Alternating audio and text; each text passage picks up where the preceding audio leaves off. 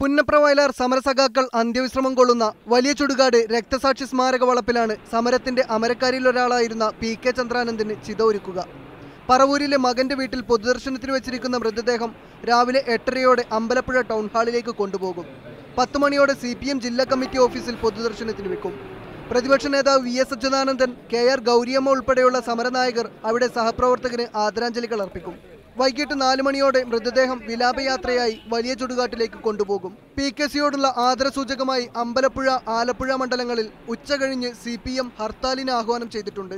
PKCക്ക് ആദരാഞ്ജലികൾ അർപ്പിക്കാൻ പിണറായി വിജയൻ അടക്കം നിരവധി പ്രമുഖർ പറവൂരിലെ വീട്ടിലെത്തി. പുന്നപ്ര സഹകരണ ആശുപത്രിയിൽ ഇന്നലെ വൈകിട്ട് 4 മണിയോടെയാണ് PKC അന്തരിച്ചത്. പനിയും ശ്വാസതടസ്സവും മൂലം ചികിത്സയിലായിരുന്നു അദ്ദേഹം.